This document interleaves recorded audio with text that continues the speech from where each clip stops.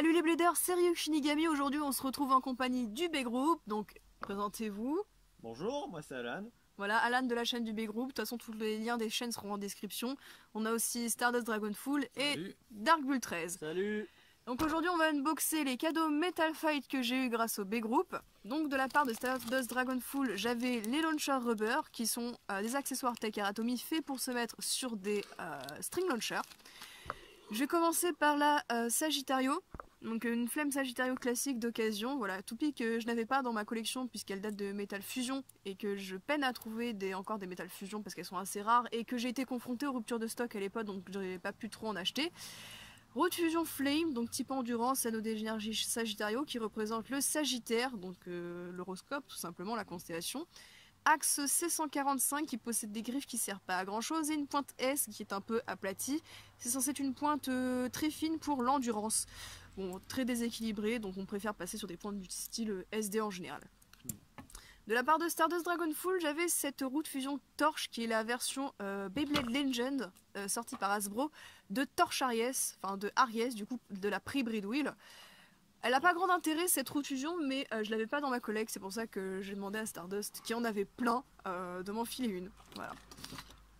Et donc on va passer à la principale partie de cet unboxing, qui sont les launchers rubber. Donc voilà, ils sont déballés, ces launchers rubber sont au nombre de 3. Donc il y en a un rouge, un noir, un blanc, je pense que ça se voit. Et je vais tout de suite vous montrer comment ça fonctionne. Donc on va prendre le rouge, c'est celui qui ressort le mieux, ou non le blanc. Le blanc avec le flash ça ressort bien.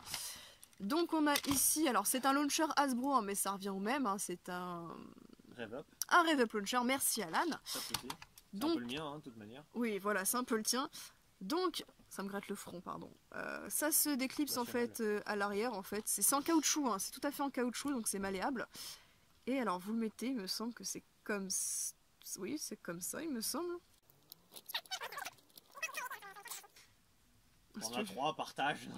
Non mais si tu veux, je t'enfile un. Mais non, je te taquine, t'inquiète. Non mais du coup je vais avoir un rouge en trop, donc Ah bah écoute, au pire, ça ira avec le rouge. à moins que Stardust tu veuilles récupérer le rouge que tu m'avais filé. Non. C'est donné, c'est donné. D'accord. Donc... Se repeindre dans ses volets. Pardon. Donc du coup ça se met comme ça. Donc ça améliore un peu la prise en main, je trouve que ça fait une meilleure surface. Et en plus c'est en caoutchouc donc ça agrippe beaucoup mieux.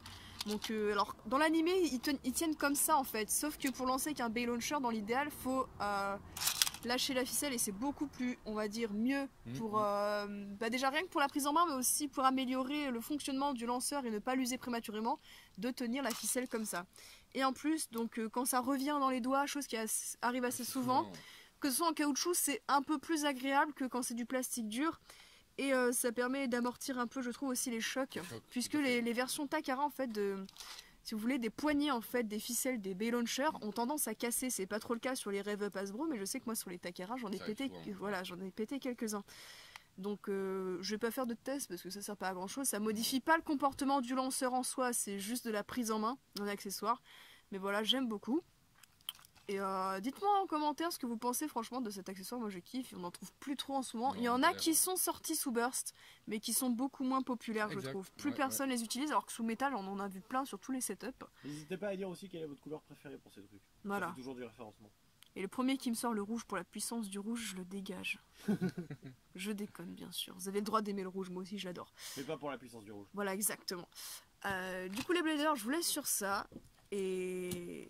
à plus pour une prochaine vidéo, vous dites au revoir. Romain il est parti. Romain je crois qu'il est parti sous la douche. Ok, on a Dark Bull 13 qui est parti se doucher, bon bah... Voilà. Salut. À plus.